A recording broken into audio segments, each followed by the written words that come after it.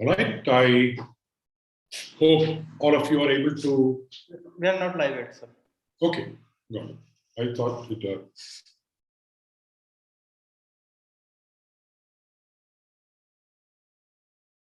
All right. Wish you all a very good evening. And in case you're joining us from elsewhere, good morning, as the case may be. Please do let me know in the chat window what has been your GMAT preparation so far.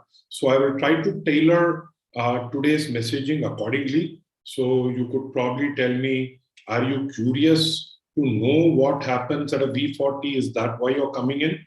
I am also assuming that if you know what a V40 is, you probably have been preparing for the GMAT. So maybe some of you may be stuck at a particular score, and maybe you're looking at some solutions, some ways by which you are able to improve your scores. Whatever the case be, today I'm going to be taking you through various so we're going to go through sentence correction, critical reasoning, reading comprehension, right? And I'm also going to be giving you some questions, telling you what are the elements of a question that gets tested at a V40, right? There is something that makes it different. What is it that GMAT can do in order to make it difficult is what we will be seeing today. Now, a quick introduction. My name is Arun, and I'm the co-founder of CrackVerbal. And, if you were to ask me why I am here telling you this, well, I've been teaching the GMAT for a long time, right? And whatever I'm saying is not that, it suddenly came to me as a brainwave, but this is just my experience having taught so many students, right? So having trained over 30,000 students over the last many years, what I have been able to identify is that most people who end up scoring well, they have certain patterns. There are certain things that they seem to do right. And people who end up scoring lesser than, let's say, 30 or lower 30s or somewhere in the 20s, there is something that you're not doing correct. Okay, so I have spent quite some time researching this, and what I would like to share in today's webinar is more of my research findings, right? So obviously, you will be able to take a lot of tips from it so that you can go ahead and, because eventually what is happening now is, in case you have not heard of it, I've had someone say that RC is awful, RC is weak. So what I'll do is I will talk about RC, correct? And I also have a question, which is there any prep material that I should go through, or should I read some passages? So those are common misconceptions, myths that I will debunk. We think that V40 will throw some passage that you will not be able to understand the head or tail of. That is not what happens. I will tell you what happens there. Because as I was saying, most of you are looking at a top school, good school, let's say closer home, an ISB or an IM, or if you're looking at a school in the US or a UK, something in the top 30, something that has a certain brand. If you're looking at such a school, you need a high GMAT score, correct? So there has been a GMAT score inflation of sorts, though the percentiles haven't changed. But, in my experience, today, a 700 does not have the same weight as, let's say, many years ago, correct? So 10 years ago, 700 on the GMAT, you would have, not worried about retaking. But today, a 700, if you're looking at a top 10 school, my recommendation would be to retake it, right? So there has been a huge bump in the average scores, right? Especially if you're an Indian applicant, okay? So if you are gunning for those schools, if you're looking at some of the names that I have put on the screen over here. So this is where CrackVerbal students have gone to, right?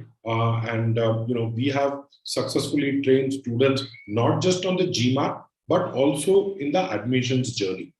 I'm assuming that many of you are looking at applying in the R2, which is January. Some of you could look at applying for 2023, which is you will put in your application around September, October next year, right? So if you can just tell me R2 this year or R1 next year, what are you planning, so that I could also get a sense of what is your urgency level. Before we get started, just wanted to say, let us be mindful. On the GMAT, as you realize, you have two sections. Both the sections put together will require you to be focused on the test for roughly 128 minutes, right? Now, what it means is 120. So you have 65 minutes for 36 questions, and you have 62 minutes. So 127 minutes to be this, but around about 2 hours. You could take it that way. So a lot of times, what I've heard from students is when they sit down to study, there is a lot of mental chatter that seems to be going on, right? Very important, and this is my advice to CrackVerbal students, that if you're going to study for 1 hour every day, that's fine, but make sure that you are able to put your entire 100% focus in that 1 hour, right? Because that's really the kind of attention span that you need for you to do well on any of the sections of the GMAT, right? So start paying attention now. So let's take this session that we have today. We will go for another hour, right? So you have a sense of how long it's going to be. So if there are any tabs, your phone is kept next to you, maybe you want to just keep it more than an arm's length away. And it's not just for this session. This is a great productivity tip in case you're studying for the GMAT. You could probably keep this in mind, right? Just keep your phone away, because honestly, there can be no substitute for the kind of entertainment you're going to get on the phone, right? I cannot make GMAT as entertaining. So why fight our natural instincts? So best to put it away so that we can focus. All right.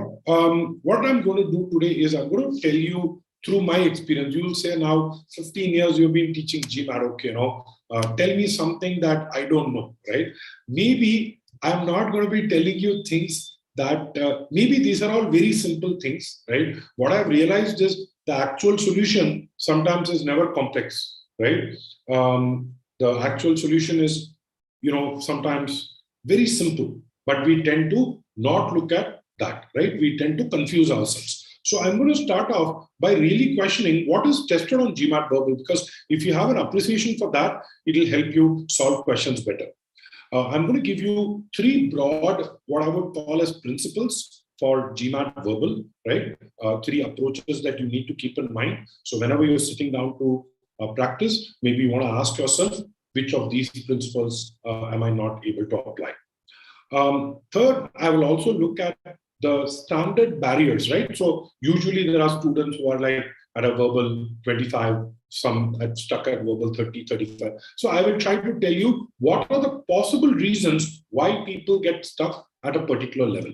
And if it applies to you, you could probably take that and see if you could kind of break the barrier to get to a V40. What gets tested on V40, we will also explore that. As I said, I will try to solve one question of each type. If time permits, I will try to solve one question of each type, so that along with me, you can also see for yourself how questions can sometimes get twisted. Finally, we will conclude with certain strategies for each of the 3 topics, SE, CR, and RC, if you're looking at a V40. So typically, what are the strategies that we need for tougher questions on the GMAT? So let me start off with the first one, something very simple. You may think, why is Arun really, putting this over here? But if you look at it at a very fundamental level, right? What GMAT is expecting is, GMAT is expecting that you go into an MBA program, correct? Now, what happens is an MBA program is, I'm going to call it real life. Real life, right? So there is real life, there is MBA program, there is GMAT. Now, let us try to work, in the opposite way. Let's kind of work reverse. What happens is, a lot of times, MBA programs try to simulate what happens in real life.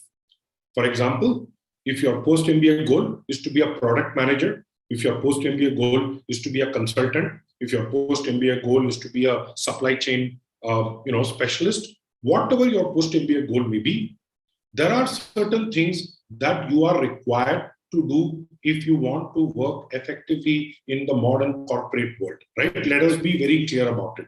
You need to read. Okay, those of you who say, oh, I'm terrified of reading comprehension, guess what? Probably, you're going to have a lot more to read in your MBA program and in your life beyond, correct? So instead of having a negative feeling towards reading, I think the idea is to embrace reading. In fact, the way you get tested on the GMAT is actually then, correct, is a reflection of what happens in an MBA program, correct? So all of it is linked, right? So if you know how to read, how to comprehend very quickly, and if someone asks you any questions, you should be able to go back and tell, hey boss, this is what he asked me to read. I did my research and, I've got a sense of, what the whole topic is. See, if there is any specific detail that is required, nobody is asking you to memorize, right? In today's world, nobody expects you to memorize. You just need to be very good at figuring out where do I find the right information in order to answer the question that your manager may have. What is this? This is nothing but reading comprehension, correct? Reading comprehension tests you just on this, right? Tests you on your ability to read and answer questions based on that. You're not supposed to remember anything. Your memory is not kind of this.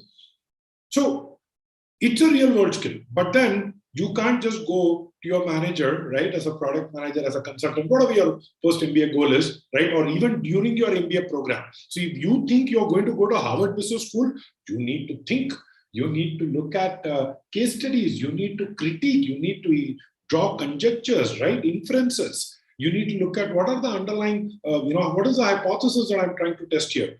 What is the assumption being made? Will this data help my argument? Will this data hurt my argument? What is all of that? That is nothing but critical reasoning, correct? And as I said, if you are functioning in corporate world in India or in the Western world, you cannot avoid communicating your thoughts on paper, correct? So business communication, in fact, if you go to Amazon, right, I know for a fact that you cannot get promoted above a certain level, even if you're an MBA, right? You cannot get promoted above a certain level if you do not possess the right kind of writing skills.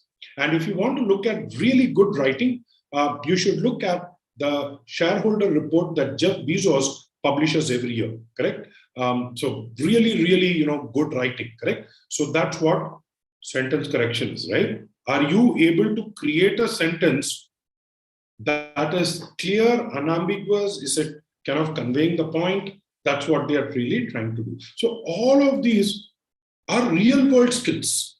So don't look at GMAT verbal as a necessary evil that you need to do in order to, just get into an MBA program. No, a lot of the skills that you learn are skills that you will remember for the rest of your life, actually. I had one of my students who went to BCG and management consulting, and her boss, she said, Arun, he was a grammar Nazi. Okay, I don't know why he would make sure that everything that I'm writing is like, precise. And he said a lot of grammar that I learned for GMAT actually came in good use. Correct? So you never know what you're learning, how it can actually get implemented. So now coming to how do I score a V40? Correct? Now I want to burst a basic assumption over here. Correct?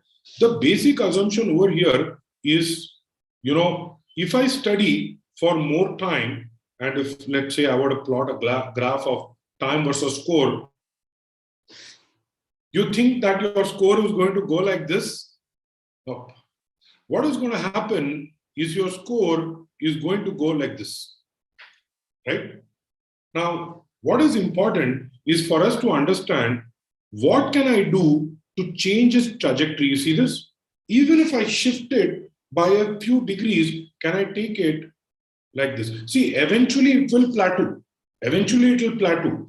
But can I use some strategy, correct? And at some point, end up with a score that I like, maybe a 720, but that's a score that I'm willing to take.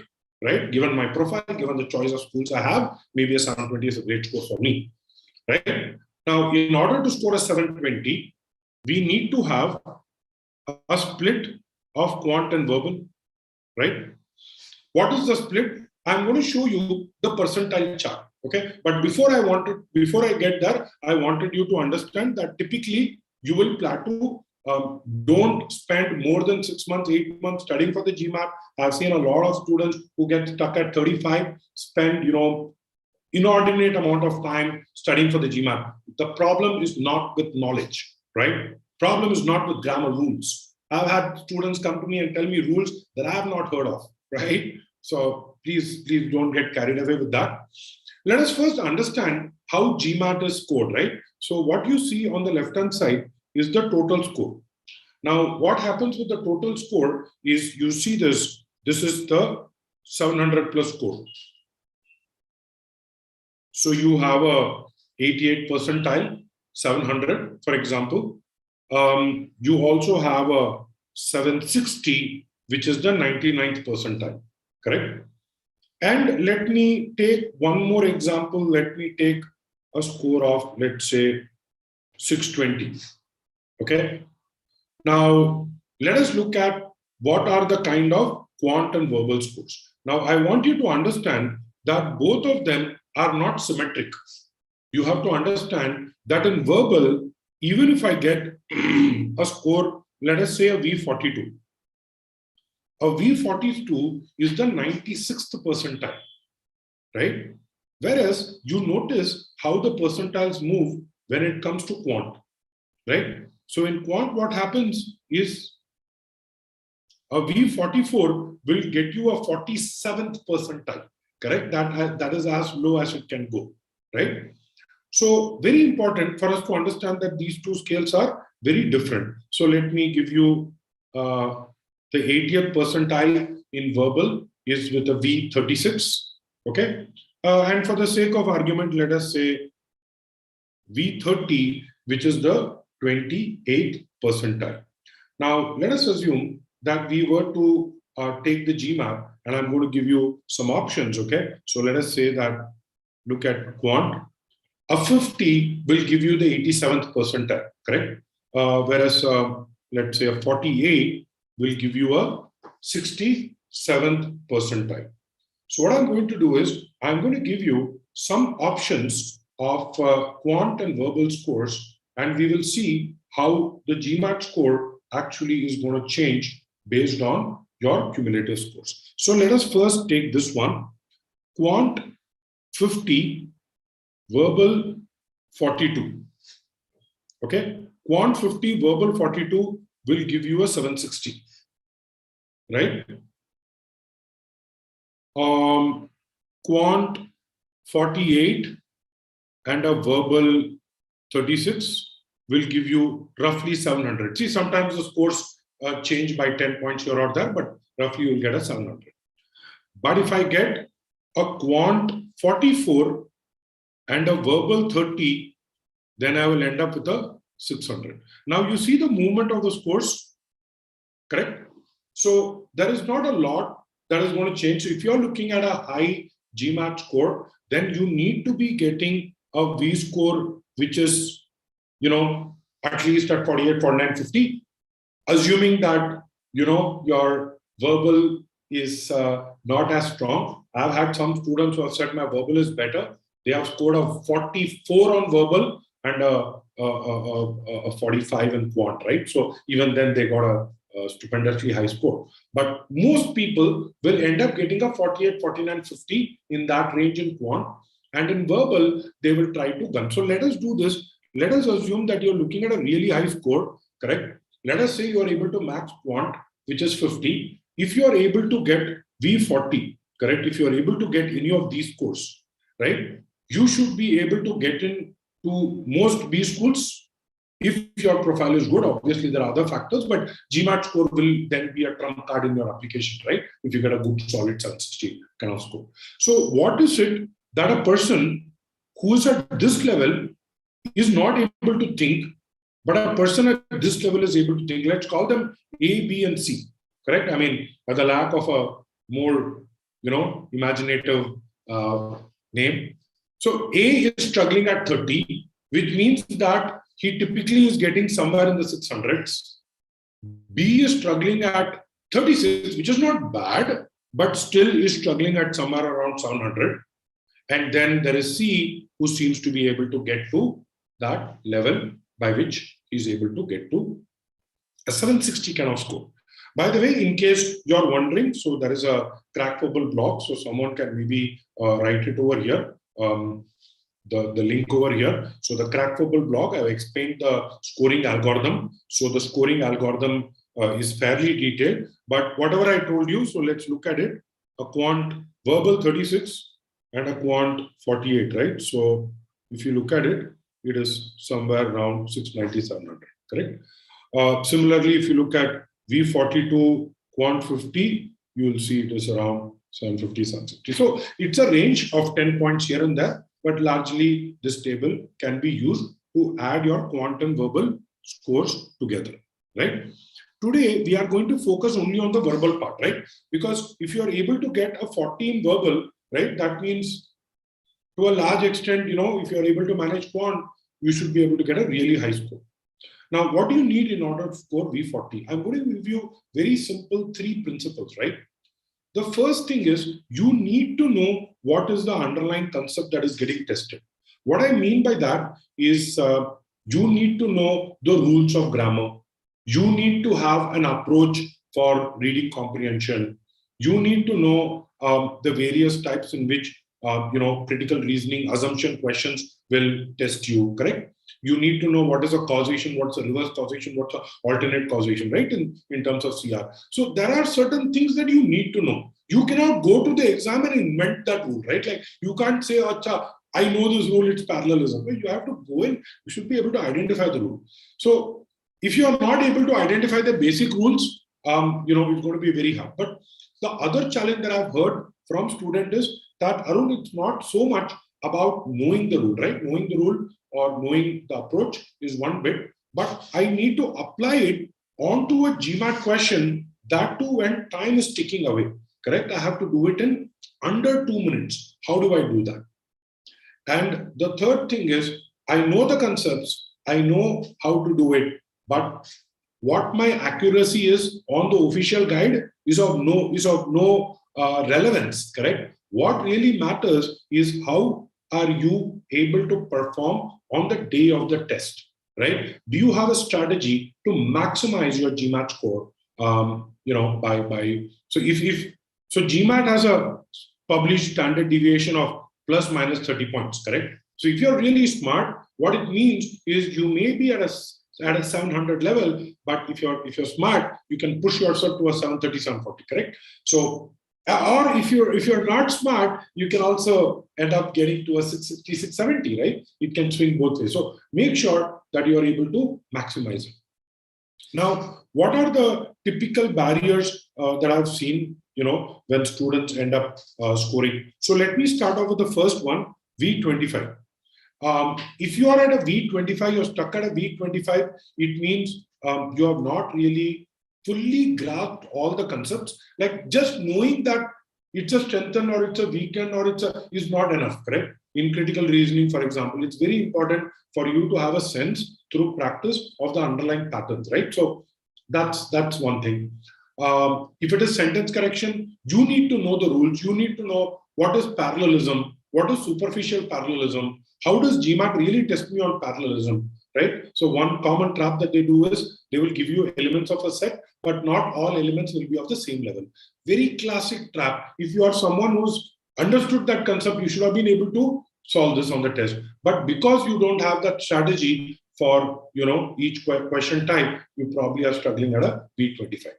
Now, if you're at a V30 or above, let me put it this way. You probably know most of the concepts because you cannot come to a V30 up plus if you don't know the basic concepts. But what is happening is, though you know it, knowledge is one thing. Many of us may struggle when we apply it. Like when I solve a question in practice and, it kind of, I'm reading a particular concept, I solve a question based on that, I'm able to get it. But suddenly when I'm kind of, thrown a question out of the blue, it's very hard for me to apply. Sometimes what may happen is I may know all the rules, but I look at a sentence correction question, then I go into my default mode, which is sounds right, sounds wrong. Correct? If you are having this problem, chances are you are at this level, right? But sometimes what happens is there are some students who have a very good year and they may even get up to a V35, right? Even without the discipline, they get to a V35. But what happens at that level is they get caught by these traps. What happens at a V35 and above is that you're always going to have some kind of an exception to the main rule, right? So we tend to apply the main rule blindly, but there will be some kind of an exception to it, right? As I said, you're not able to spot patterns. You're not solved enough official questions, so you don't know how GMAT is tricking you on that particular question. Therefore, you may take a little bit more time, correct? So that also means that, if you have your inability to manage time, means you have a poor test-taking strategy. That means your test-taking strategy is not good, right? And you are not able to look at these exceptions. What happens at a V40 plus is you have practiced enough to know and apply the concepts. You are able to do both. You are able to identify and you are able to apply the concept. But here is what is the other thing that you do, right? The smarter thing that you do is you also know how to eliminate quickly. I'm going to talk about elimination, very, very key strategy, but you are also able to eliminate quickly and you know when to guess, right? This is one thing that people don't understand, which is on the GMAT, you are not expected to attempt 100% of the questions and get all of them right. Like if you spend 2.5 minutes, 2 minutes for every question, correct? You are going to be in for a surprise. Smart GMAT students, people who score even a 760, right? They know how to pace themselves. What is pacing? Pacing means you are distributing your mistakes throughout the GMAT test, right? So you are smart. You are saying, okay, I'm not going to run out of time in the last 5 questions, right? Or last 10 questions. And, the algorithm will quickly penalize me, right? Or worse, I actually don't leave questions. I leave questions unattempted. Cardinal sin. Okay. Make sure even if last 1 minute, even if you ran out of time, click just on one alphabet, one letter in the alphabet, mark submit, and just make sure that you end the test. Okay. Now, what do I mean by pacing? What do I mean by ensuring that you are able to distribute your mistakes throughout the test? What I have over here is a verbal pacing chart. What I mean by a pacing chart is if you are trying to attack GMAT as a 36 question, 65-minute test, it is too big time and kind of question this for you to really know. See, think about it this way, right? If you are running 10K, okay? So if you are running 10K, you will run it at a particular pace, right? 10 kilometers, right? If you're running 1 kilometer, you will run it at a different pace, correct? So you can run both the distance. It's the pace that matters. Similarly, it's very important that we get the pace, the cadence to solve questions. Now, in general, right, the pacing should be for every 9 questions, you should be doing it in 15 minutes. This is going to be a mix of questions spread across SE, CR, RC. So you should be able to solve, let's say, 1 RC passage, 3 SC questions, 2 CR questions, right? And 4 RC questions. So that could be a 9-question bucket, correct?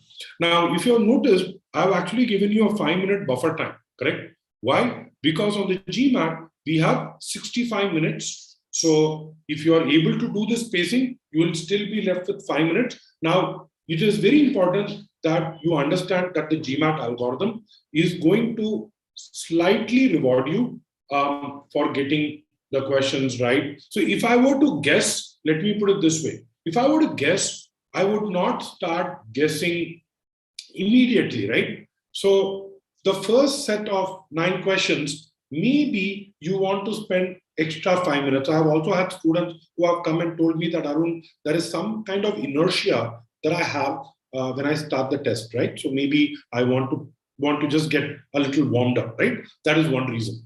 But I'm not giving you this extra 5 minutes because the questions are tougher, right? Remember, on the GMAT, if you are actually doing well, then your difficulty is going to slightly increase over the range of questions, correct? That means your initial set of questions are usually easy to medium. And if you get these right, then chances are you are going to be shown harder questions in the subsequent set of 9 questions. So don't take up way too much time. That's another mistake that students do, right? They think, acha, first 10 questions, I have to get them right. Doesn't matter how long I spend. No. Okay. First of all, spending more time doesn't improve your probability of getting those questions right. Okay.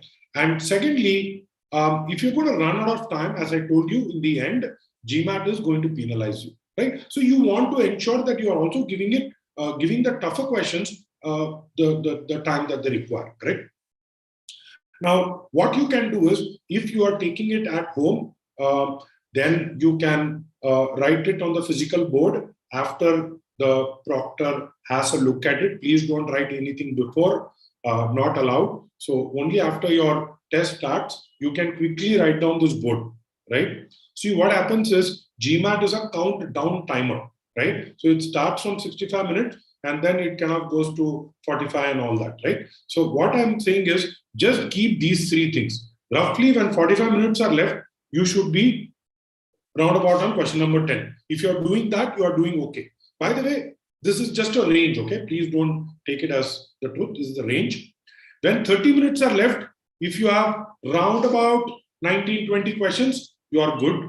And with 15 minutes left, if you are roundabout on question number 28 to 30, that is also good, right? So this is just an indicative range of where you should be when you have. So what you can do is, by the way, if you're taking it at the test center also, in your scratch pad, you can just write it down. Why? Because while you're taking the GMAT, many times what happens, students tend to panic, how much time is remaining, right? And they look at it and they start mentally, not worth your mental energy to be wasted while you're taking the GMAT. Your 100% mental energy should go into solving the questions, right? So this is the verbal pacing chart that I would suggest. Now, what I'm going to do is, I'm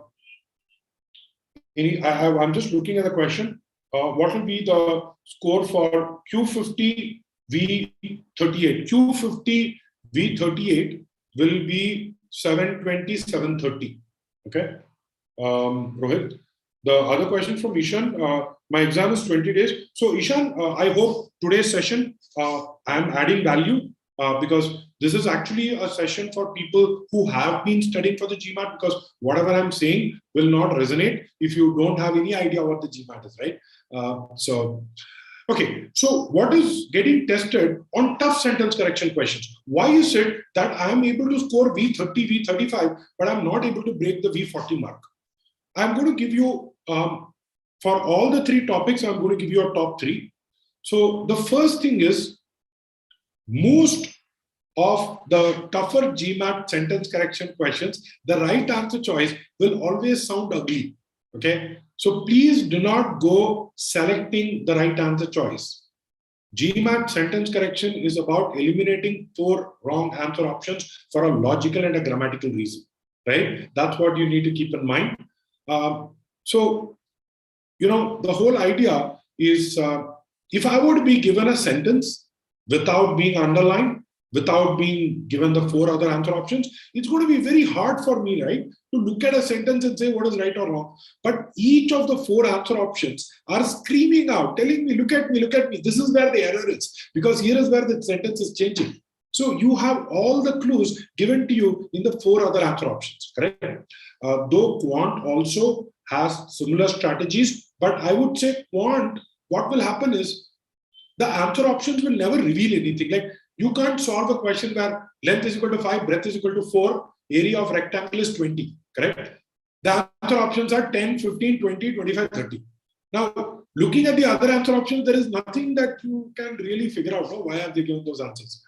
But in sentence correction, each of the other answer option is giving you a potential pitfall that you should avoid, correct? Very, very, very important that we make sure that we understand what is being done here, right? Very important that we solve questions with a lens of elimination, not selection.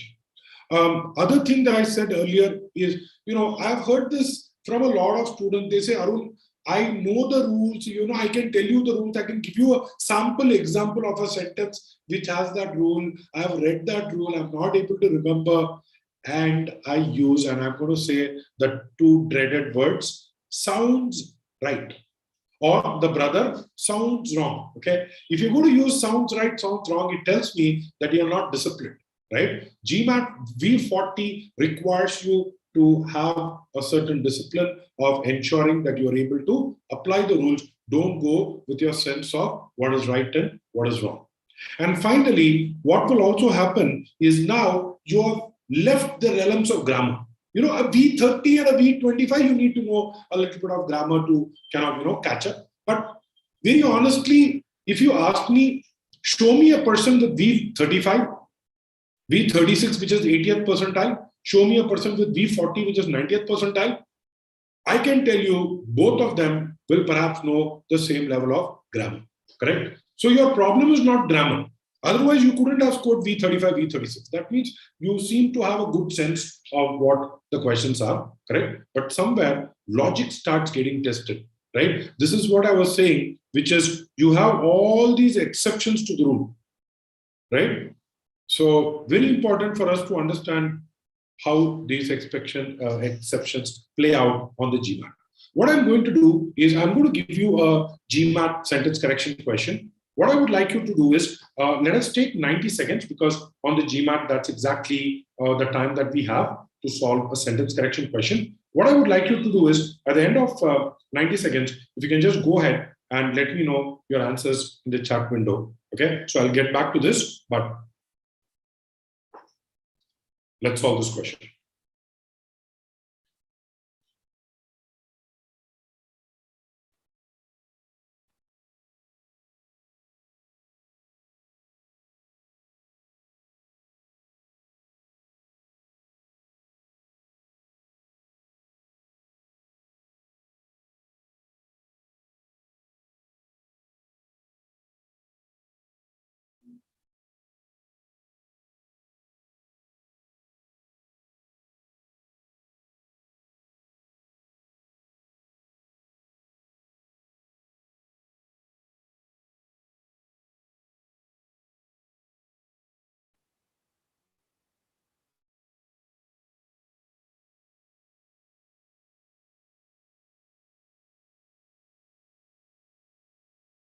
"60 seconds over.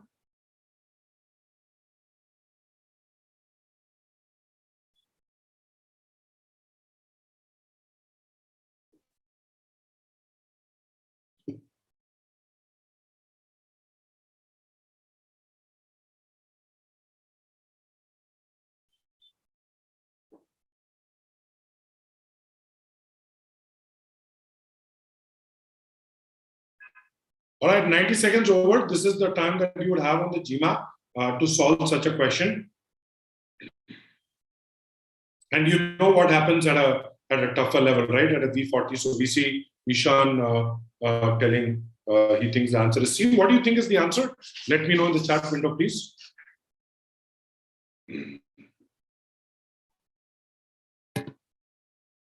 Okay, so we have one more answer. Okay, so I hope you were able to solve it. Now, what I'm going to do is I'm just going to give you a couple of ways in which you can solve them, right? Now, you have multiple rules that you can apply, okay? Now, one rule that you can apply over here is the rule that when you say keep them cool, them is plural. If it is plural, you cannot have the Holstein cow, correct? These are singular. So answer option B goes off, answer option D goes off, right?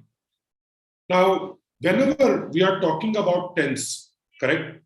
Here is the way in which tense works. For example, for a coach who trains them well,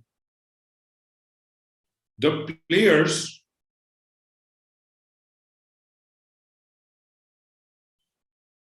will win medals, or should I say are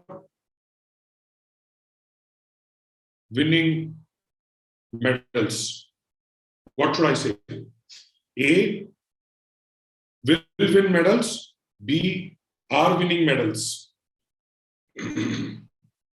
For a coach who trains them well, for the coach who kind of does this well, we have to say what will happen.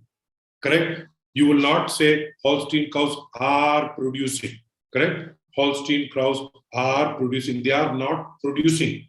For someone who does this, if this condition, for someone who does this, the Holstein cow will produce. Correct?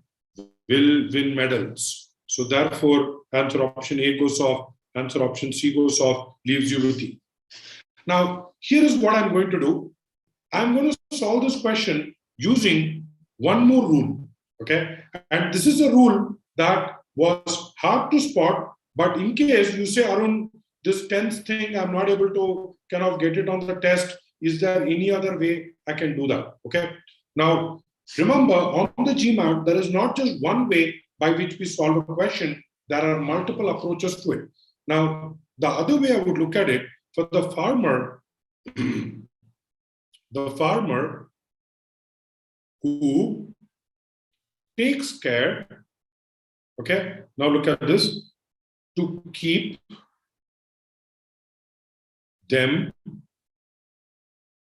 Here is what happens. What you see over here is a list. To keep them cool, to keep them something, and to keep them something else. So what are the things that will be parallel? To cool, to keep them cool, to keep them provided, past participle provided, and to keep them milked, right? So what happens is, the moment you understand the parallel structure, you should be able to get down to the right answer choice, even if you use parallelism. Now, the point I'm trying to make over here is, what you realize is that this is not a very easy parallel structure to spot. Would you agree? And even, after you read it, sometimes your brain will like, oh, okay, let me just see, what is the, what are those of you who weren't able to spot parallelism? You know the concept, right? So if you knew the concept, why were you not able to apply it? That's the question that I would have for you. That's my submission. Okay.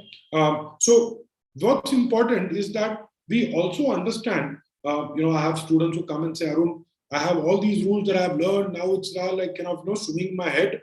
I just look at a question, I try to throw everything at it. Don't do that. There is a particular process that we need to follow, especially if you're looking at a V40 plus. First thing is, start with the meaning. Understand what is the meaning. For you, sometimes to even understand the meaning, you need to know what is it is sentence construction, not sentence correction, it's sentence construction. Very important for you to also understand, like take a zoomed out view and say, how is this sentence structured? What is the main point? Where is it? What are the modifiers? Correct? Where is the subject of the clause? Where is the verb? Now, when you are trying to understand the sentence construction, right, what you realize is you will also end up looking at issues in modifiers and subject-verb agreement, correct? And all of this is taught in the CrackVerbal course. So whatever preparation you are doing, I would want you to ensure that you understand. So when I say conceptual knowledge, you need to know what's a clause, what's a dependent clause, how the sentence is structured, because the whole task is sentence construction, correct? So applying modifiers in subject-verb agreement is like it's like your opening batsman, right? You want to give them more overs. So you put the best batsman. So modifiers in subject-verb invariably found in most sentences, right? And then you also have parallelism and comparisons, both of them heavily tested on the GMAT, right?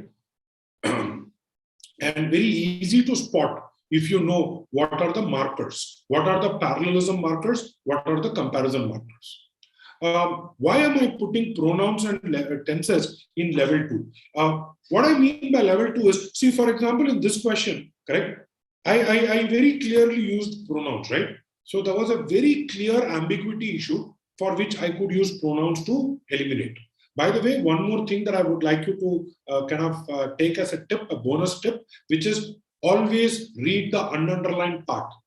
Okay, this is a mistake that I see a lot of students doing. They get so focused on just the part that is given to them in the option, but just take your eyes off, look at the underlined part. Sometimes you'll also get clues over there.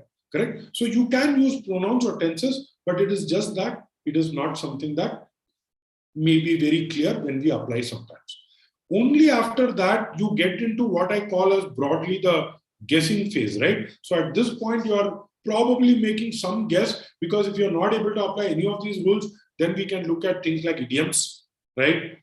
You can get into things like concision clarity, which according to me is a very gray area, right? And I would really not go with the official guide explanation, which sometimes uses these two words, awkward and wordy, correct? So at CrackVerbal, we have in our course the entire 998 questions explained, put in the form of videos, and we try to give an explanation to the official guide questions which are more logic based, correct? But yes, these are questions where maybe it is awkward and wordy, okay? But as I said, this is probably a guess. And at some point, if you have run out of all the rules, also important for us to commit to an answer choice. So sometimes when nothing else is there, pointless for you to keep looking at the same question. You've seen this Mad Angles ad, the guy is chewing on a tie, rotating a triangular chip, right? So don't do that, right? Don't keep looking at the same answer option. Sometimes you just need to commit and move on. Okay.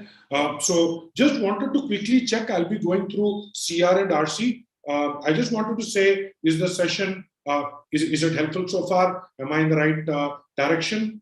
Just wanted to quickly get, if you can let me know in the chat window so that I can continue. So I'll continue for another 15 minutes. So I just wanted to make sure.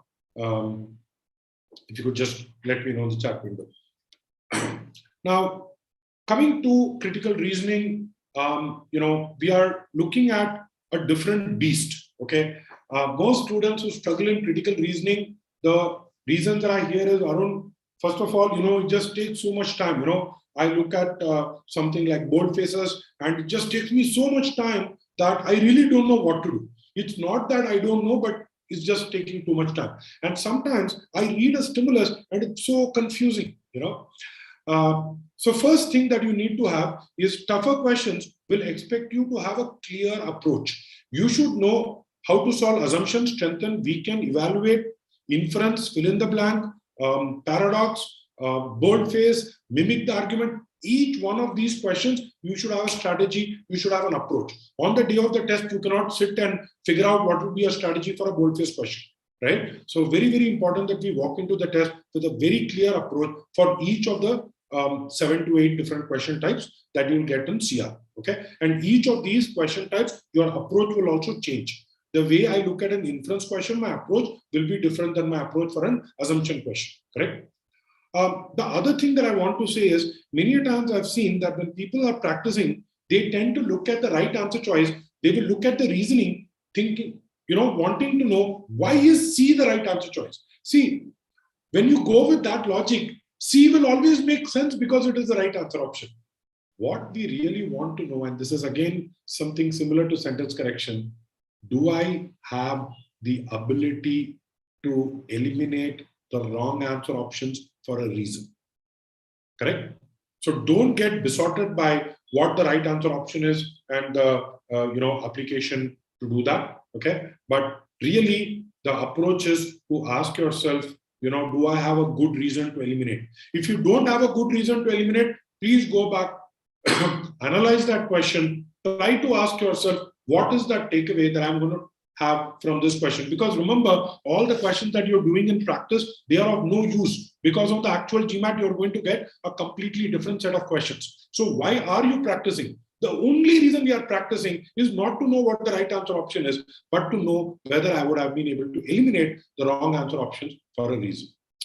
The other thing that I've seen, and someone has also mentioned in the chat over here, which is tips to solve weekend out of scope. See, I will tell you about the thing about out of scope. GMAT will expect you to bring some amount of real life commonsensical knowledge, right? It will say, okay, you know what?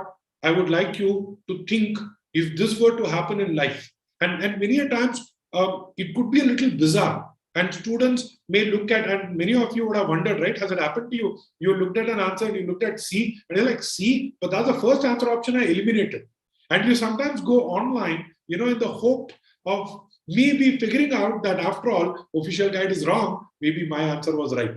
But then you're disappointed because everybody seems to be explaining the wrong answer option, correct? So what I'm going to do is, I'm going to give you another quick question. This time, I'm going to give you 2 minutes because on the GMAT CR, you will take slightly more time. So let's see if you're able to solve this in 2 minutes.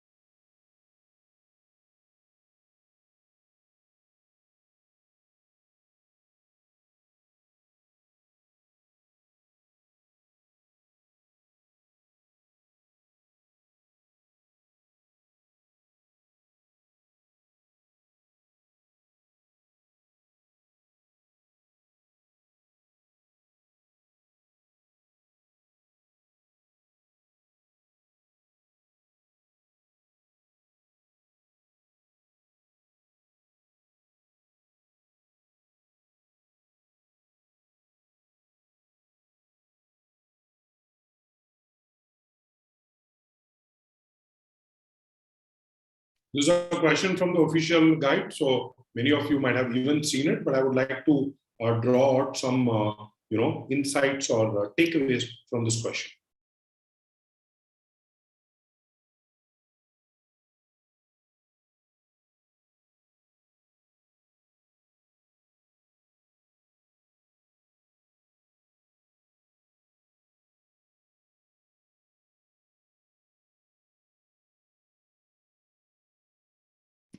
All right. Anybody has any other answer option apart from D? I saw Ishan, Chinay, Pritham, Hotfudge, all of you picking D. So here's what I'm going to do. As I said, it's an official guide question. So you would probably have seen it. Even if not, fantastic. Let me kind of look at what this question is testing you on, right? First things first in CR, very important that you have a very clear approach. The approach is always start with the task. Don't read the stimulus, because reading the task will tell you how to process the stimulus. So we know it is a weekend question, right? Now, whenever we look at any assumption-based question, the focus is always on the conclusion. The conclusion is given to us. They are saying that carpenters who worked in hotels before 1930s seem to have worked with more. Why? Because the carpentry work is superior. So he's saying that the work of those people is superior. Okay. Therefore, it means, correct, they worked with more skill, care. Who are we comparing? We are comparing carpenters who worked before 1930s and those who worked subsequently, correct? Now, what happens is, once you have understood you also need to understand that we need to weaken it, which means we need to say that carpenters before 1930s did not possess anything different. We are trying to weaken the argument. Okay. Now, if you have solved enough official questions, what will happen is you will be very good at spotting certain traps. One trap is called the comparison trap, far superior to quality in other structures. Now, what is happening? You are comparing hotels with other structures, correct? Whereas the argument is only talking about carpenters who worked on hotels, correct? So I don't know about carpenters who work. So comparison trap, quickly answer option A goes off. Answer option B says hotels built since can generally accommodate more guests. Now, these are what I call as vague answer choices. You know why someone may like a vague answer choice? It is because in his mind, he will try to build the argument. He will say, okay, it can accommodate more guests. Therefore, the hotels were larger. Therefore, maybe, they still had the skill, care, and effort, but suddenly now they were met with unrealistic timelines. Even at work, it happens to me. My boss gives me a deadline, unrealistic qualities hours. Sometimes it's crazy, but that's how we tend to think, right? And we tend to justify our answer options. But this is at best a vague answer option. I cannot connect skill, care with the fact that it can accommodate more guests.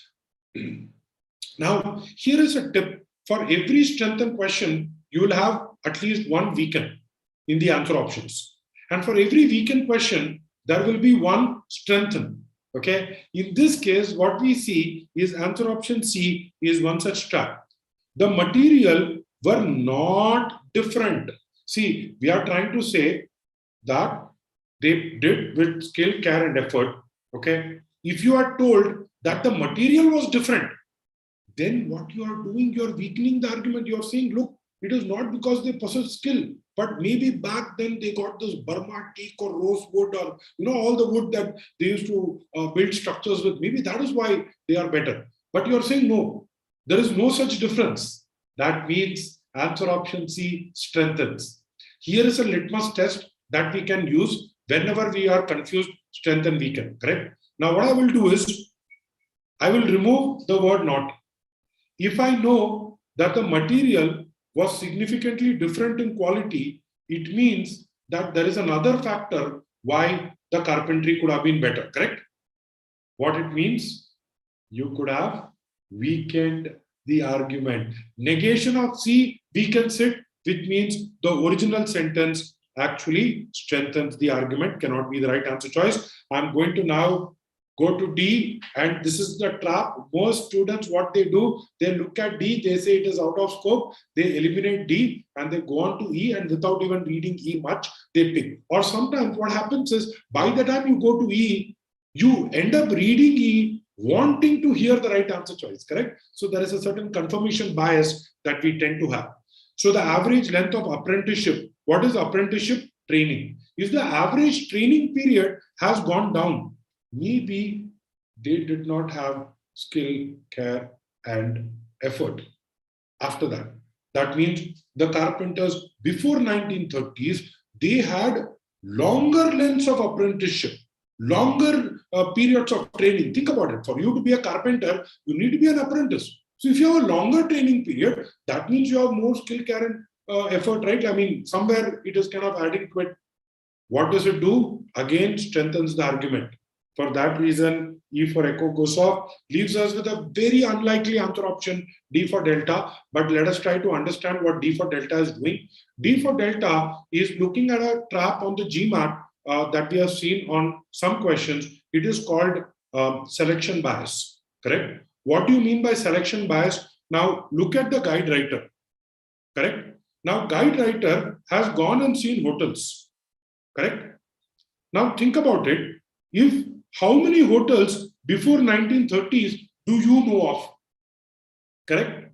So, if you say, Arun, all the hotels that are, before 1930s are all Maharaja's palaces converted into hotels. So maybe back in the 1930s, only Maharaja's palaces were hotels. No, there were hotels in India also, right? But none of them survived. In fact, trivia for you, probably the only hotel that I know that has survived for more than 100 years is the Taj, Mumbai. Correct? I think that's an iconic hotel. I think that's about 100 plus years old, right? So what answer option D is saying is that if the better the quality of the original carpentry, the less likely the building will be demolished. Now remember, we have to consider this to be true. A lot of times people eliminate answer option D, saying it's out of scope. No, let us look at D. What is it saying? It is saying that the ones that have very good quality carpentry will not get demolished, which means the ones that have poor quality, they will get demolished. That means the only ones that have survived, okay, since 1930s are the ones which have the best carpentry. And you are comparing it with an average hotel today, right? For that reason, the comparison is not accurate, right? For that reason, D for Delta is the correct answer option. Okay, so with that, let us get to the last one. I have another 5-10 minutes and then I'll be wrapping up. And in case you have any questions on any of what I said, I'll be happy to kind of go back and revisit those slides. But let's look at the third one, which is reading comprehension. And, you know, reading comprehension is where I see most students end up having a problem. And I will tell you where the problem really starts, correct? The problem really starts because, you know, I've heard this from so many students who say, Arun, when a passage is given, you know, I end up panicking, correct? So I first have to read the passage slowly, understand, you know, and kind of get a good grasp of it. Once I have done that, then I can get into the questions and I can really go about solving all of them pretty fast, okay? If you are one of those who is having this fallacy, let me tell you, this is what will happen if that happens, right? So generally, I'm expecting you to take 2 to 3 minutes to read the passage. But you say, no, Arun, I will take 2 minutes extra. I will take 5 minutes to read the passage. Now, let us say the questions that we have, you take roughly 90 seconds. Because by the way, remember, you will spend more time reading the question with the answer options than you will spend reading the passage itself, correct? Because the questions with the answer options are definitely going to be 2-3 times the length of the passage, correct? If it's a 4-question passage. So if you spend 90 seconds and let us say it's a 3-question passage, you will spend, let's say, 4.5 minutes. If it is a 4-question passage, you'll spend about 6 minutes. Let us say average of 5 minutes. Okay. So you say, Arun, you know what? Give me 10 minutes. I will do justice to the RC passage, right? But here is what is happening.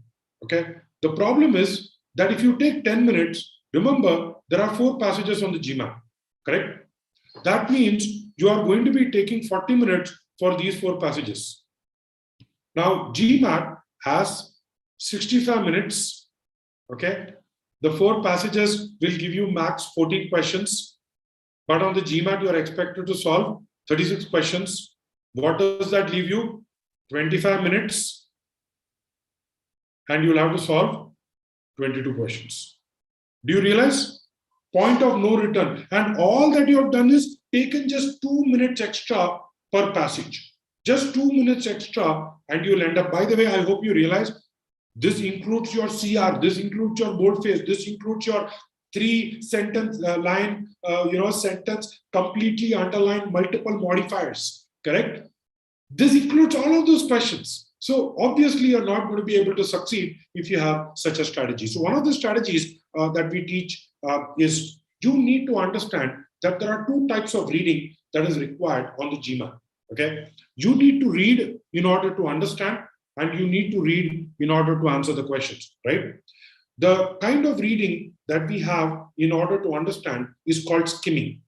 When I do skimming, what I'm really doing is I'm really figuring out what is my game plan, right?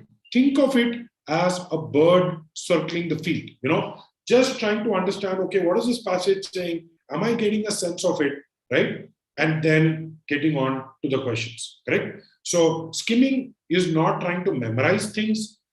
Skimming is It may not be within the scope of today's webinar for me to explain the strategy for RC, but there is a certain strategy that we teach, which is slightly different. So people have a way to do mapping. We do it slightly differently, but very effective for our students. There is a small tweak that is required in your approach.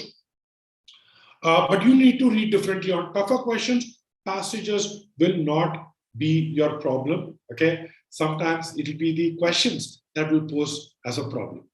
Identify common traps on RC passages. So identifying how GMAT is setting those traps, the way you read it, whenever there is a list of things, if there is an exception within that list, we know there could be an inference question, correct? So there are certain things that you will see as common traps, like we saw in critical reasoning, even in reading comprehension.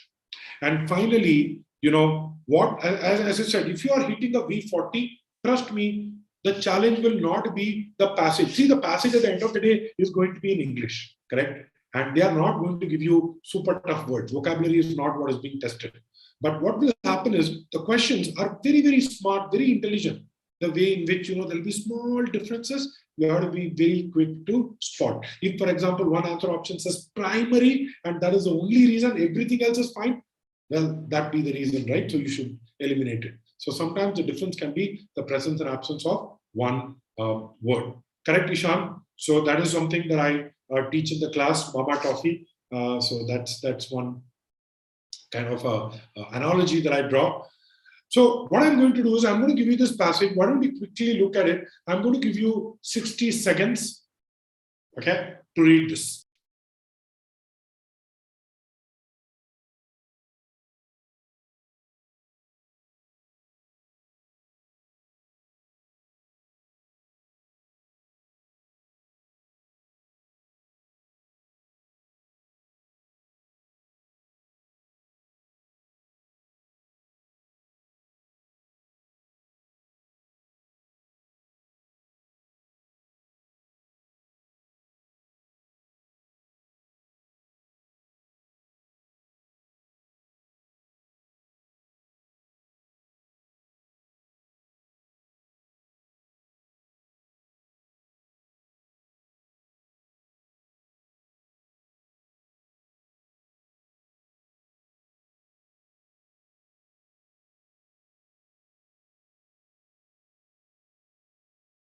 So if you are gunning for a V40 plus, you should have been able to you would have been able to do the skimming by now. I will give you what it says.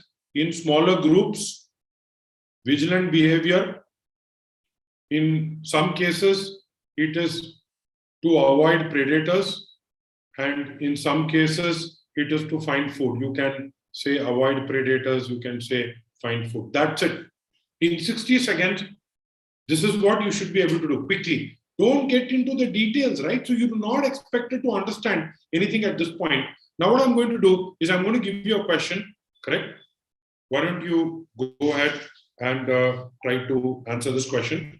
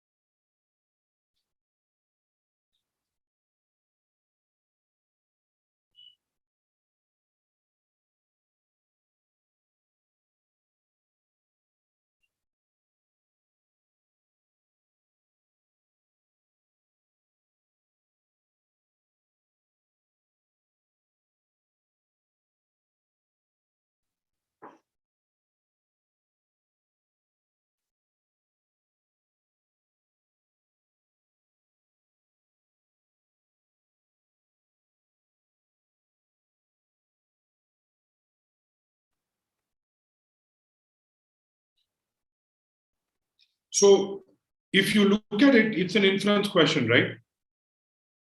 So it says it can be inferred. And you also notice that the question itself doesn't give you any clue.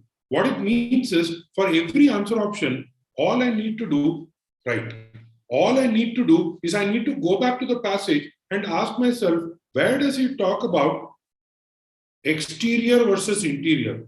It says the larger the group, the higher the probability that it is not the ones on the interior, it is the exterior, right? So it is the opposite. Vigilant behavior exhibited in small groups is more effective. Are we talking about effectiveness? No, it is just the behavior that is being mentioned. There is no mention of whether it will be effective or not. Is easier to analyze in species that are preyed upon by different predators versus few of them. Again, is there any reference in the passage that talks about that? No.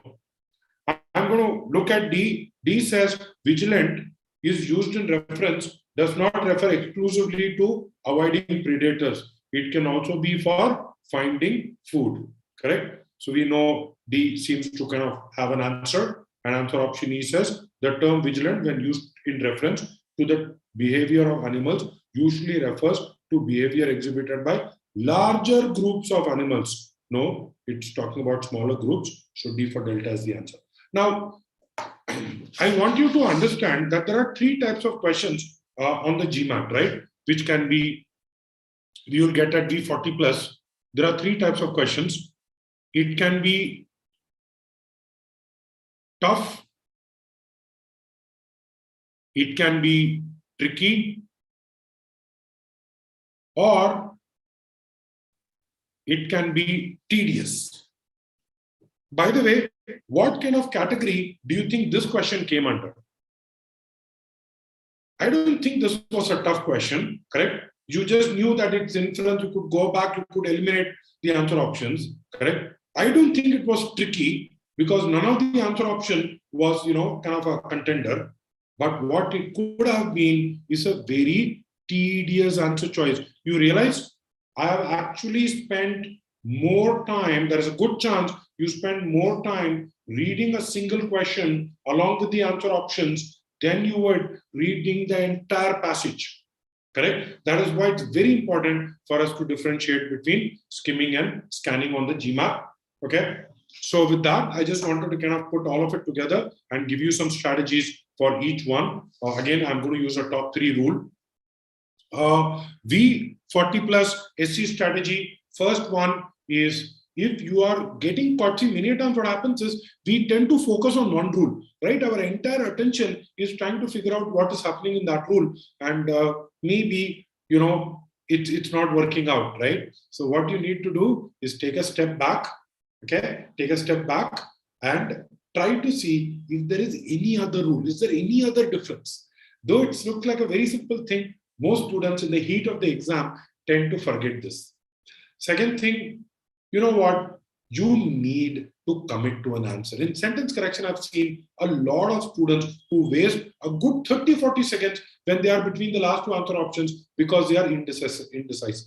Correct? Very important for you to make sure that you decide very quickly and you are able to move, right? You have to apply the rules, but along with that, you also have to know when to make a guess, correct? So what is the best question to guess?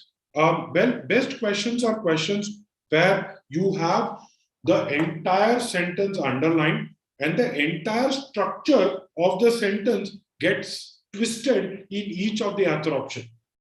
Again, if you have to guess, these are the questions that would take you the most time, correct? So this is a kind of a thing that you can just keep a note of, that if I'm running out of time, same thing you can do for quant also, right? What I mean by that is you have to save time, correct? Now, if you end up marking an answer after struggling for 2 minutes, it is not called guessing. It is called giving up. There is a difference. When I am guessing, I am in control. I know what I need to do, correct?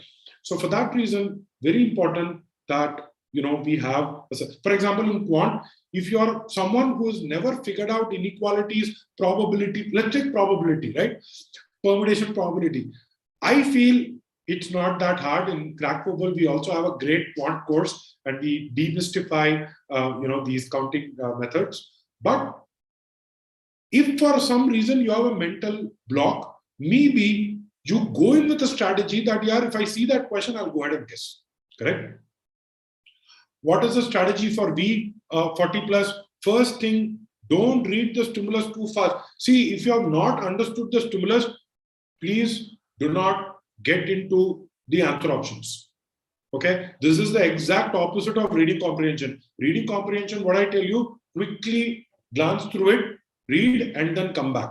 But in CR, we have one shot at reading the stimulus before we get down to the answer. Make sure that you do it, give it the time that it deserves. There are some CR questions or stimulus that will take more time. Don't get flustered.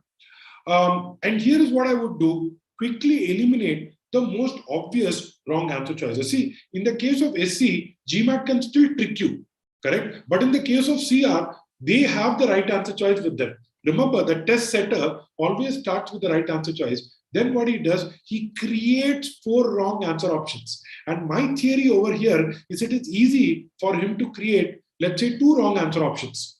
But other 2 answer options, he probably will somehow write some random stuff, right? So it's very easy for you to eliminate 2 or 3 answer options. Usually, you'll be stuck between the last 2. That is a usual problem that most people face. So in case you are one of those who's saying, I'm between the last 2 answer option, I don't know what to do, don't worry, you are not alone. Okay.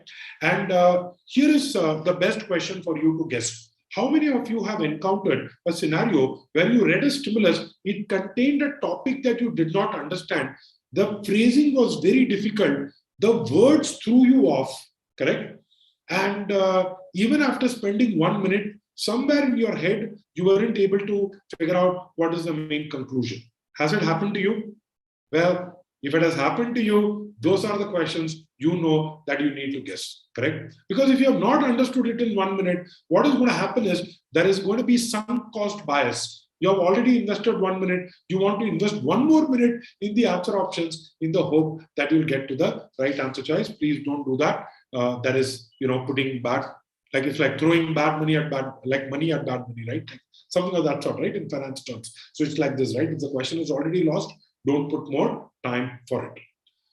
Last one, which is, remember, reading comprehension, time spent on answering is going to be more than time spent on the initial part, correct? Because you are, so if I were to ask you on a scale of 1 to 10, how important is it for you to understand the passage? What would your answer be? 6, 7, correct? But if I were to ask you, how important is it for you to get the questions right? You'll probably say it's a 10 on 10, correct? So focus on the task, which is answering the question. Don't get defocused by trying to understand and know everything about the passage. I would not be able to understand everything in the passage, but I know enough to answer the questions. And as I said, on tougher questions, GMAT will play on out of scope by adding sometimes just 1 word. Remember, each and every word on the GMAT will be important, right? The way the answer options are worded. And what are the best questions for you to guess? I can tell you without a doubt, it has to be inference questions, right? Because anchor phrase questions, when you go back to the passage for a particular word or a phrase, those I would imagine you wouldn't guess because you know what it is. Main idea, I don't think you should guess because that pretty much is a summary of what you have just read. But these inference questions which start off with something like this. Which of the following predictive statements the author would most likely agree with, except, right? They'll sometimes throw an except also in the end. The moment you see this, you say, you know what? I know this question is going to take me like 2.5, 3 minutes. I've just read it. There is no way I'll be able to kind of solve it. Sometimes you may also want to guess such questions. All right.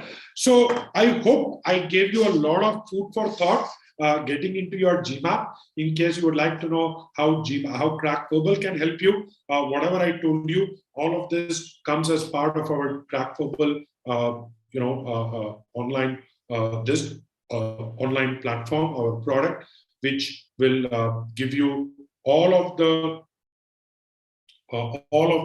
videos. So it's kind of whatever I'm telling right now. So the theory part, all of it is given to you. What we also do is we also help you by giving you, as I mentioned earlier, the answers to all the official guide questions. So you'll get a copy of the official guide with you, right? So as you sign up for the course, but it will also contain the explanation for those questions. So what we will do, we will give you a study plan. There are certain things that you need to do on, let's say, weekends. So we have both online classes, live classes, So in case you want to come join us for a live class on a weekend, you can do so, or you may pick our on-demand course, in which case you can watch the recorded videos which explain all of what I discussed, but in a lot more detail, right? So this is what we have in terms of the products. In case you're someone who's looking at an MBA application, we also have programs for them. We also help by putting you in touch with our mentor pool, which consists of MBAs from top schools who will work one-on-one with you in order to craft your application story, in order to fine-tune your message and put it in words so that you are able to impress the outcome. Right? So thanks a lot, Ishan. Any last-minute tips? We basically had a session where I gave 25 tips to kind of follow for exam day. So you can look it up. So it's on YouTube. Maybe someone from the CrackVerbal team can also give the link to that YouTube video here. But in general, my last minute tip is going to be, don't exhaust your mental energy, right? So one thing that people do is they end up exhausting their mental energy on the day of the test. Firstly, don't take a test 1 or 2 days before your actual test, right? You don't train for a marathon by running a marathon a day before your race, correct? You don't want to exhaust yourself. So give yourself a couple of days break. On the day of the GMAT also, I have some tips on what to eat, how to keep yourself 100% active. All your neurons should be firing, right? So please have a look at that. Hopefully it should be helpful, right? So I hope this was useful. Please do let me know in the chat window in case you would like to reach out to us. These are the details. Please follow us on social media. We have a YouTube channel as well where we post content regularly, and just reach out to us if you have anything else. Thank you so much, and I hope to see you in a classroom very soon. Yeah, bye-bye. I'm just holding on, so if you can just let me know with a thumbs up if you found today's session useful. Please go ahead, share this video, share this webinar link also with students who are studying. Maybe there is something that they can take away. So thank you, Preetham. Thank you, Ishan. Thank you, everyone else for attending today's session. Right? I'll sign off at this point. Thank you. Very happy to hear that it was useful for you. Thank you.